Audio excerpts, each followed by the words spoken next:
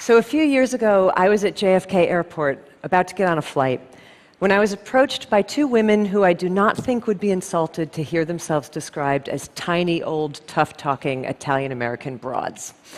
The taller one, it's like up here, she comes marching up to me and she goes, "Honey, I gotta ask you something. You got something to do with that whole eat, pray, love thing that's been going on lately?" And I said, "Yes, I did." And she smacks her friend and she goes, "See, I told you, I said, that's that girl. That's that girl who wrote that book based on that movie." So that's who I am. And believe me, I'm extremely grateful to be that person, because that whole eat, pray, love thing was a huge break for me. But it also left me in a really tricky position moving forward as an author, trying to figure out how in the world I was ever going to write a book again that would ever please anybody. Because I knew well in advance that all of those people who had adored Eat, Pray, Love were going to be incredibly disappointed in whatever I wrote next, because it wasn't going to be Eat, Pray, Love.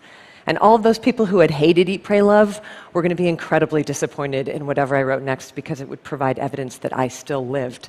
So I knew that I had no way to win, and knowing that I had no way to win made me seriously consider for a while just quitting the game and moving to the country to raise corgis.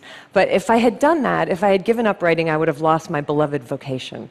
So I knew that the task was that I had to find some way to gin up the inspiration to write the next book, regardless of its inevitable negative outcome.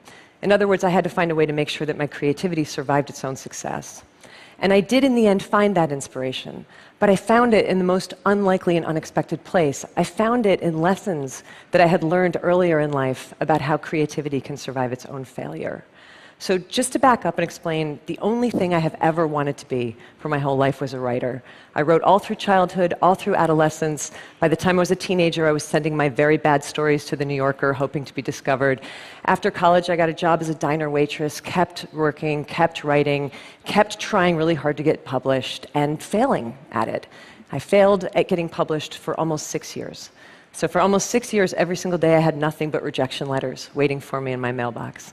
And it was devastating every single time. And every single time, I had to ask myself if I should just quit while I was behind and give up and spare myself this pain. But then I would find my resolve, and always in the same way, by saying, "I'm not going to quit, I'm going home." You have to understand that for me, going home did not mean returning to my family's farm. For me, going home meant returning to the work of writing, because writing was my home.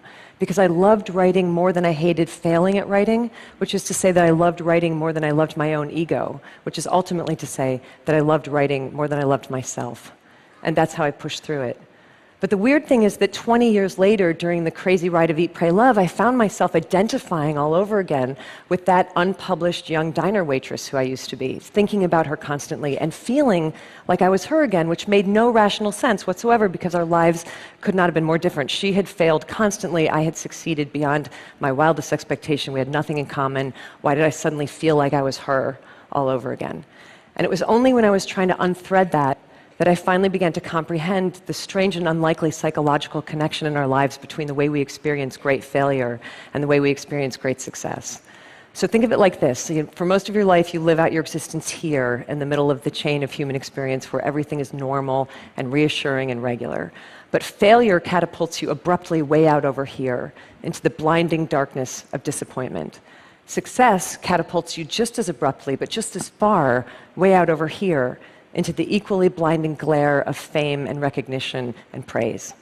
And one of these fates is objectively seen by the world as bad, and the other one is objectively seen by the world as good. But your subconscious is completely incapable of discerning the difference between bad and good.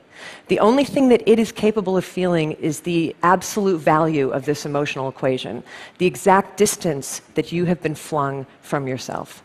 And there's a real equal danger in both cases of getting lost out there in the hinterlands of the psyche. But in both cases, it turns out that there is also the same remedy for self-restoration, and that is that you have got to find your way back home again, as swiftly and smoothly as you can. And if you're wondering what your home is, here's a hint. Your home is whatever in this world you love more than you love yourself. So that might be creativity, it might be family, might be invention, adventure, faith, service, might be raising corgis. I don't know. Your home is that thing to which you can dedicate your energies with such singular devotion that the ultimate results become inconsequential. For me, that home has always been writing. So after the weird, disorienting success that I went through with Eat, Pray, Love, I realized that all I had to do was exactly the same thing that I used to have to do all the time when I was an equally disoriented failure. I had to get my ass back to work. And that's what I did. And that's how, in 2010, I was able to publish the dreaded follow-up to Eat, Pray, Love. And you know what happened with that book? It bombed. And I was fine.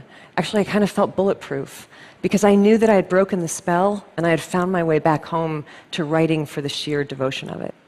And I stayed in my home of writing after that, and I wrote another book that just came out last year, and that one was really beautifully received, which is very nice, but not my point. My point is that I'm writing another one now, and I'll write another book after that, and another, and another, and another, and many of them will fail, and some of them might succeed, but I will always be safe from the random hurricanes of outcome, as long as I never forget where I rightfully live. Look, I don't know where you rightfully live, but I know that there's something in this world that you love more than you love yourself. Something worthy, by the way. So addiction and infatuation don't count, because we all know that those are not safe places to live, right? The only trick is that you've got to identify the best, worthiest thing that you love most, and then build your house right on top of it, and don't budge from it. And if you should someday, somehow, get vaulted out of your home by either great failure or great success, then your job is to fight your way back to that home the only way that it has ever been done, by putting your head down and performing with diligence and devotion and respect and reverence whatever the task is that love is calling forth from you next. You just do that and keep doing that again and again and again, and I can absolutely promise you from long personal experience in every direction, I can assure you that it's all going to be okay. Thank you. Thank you.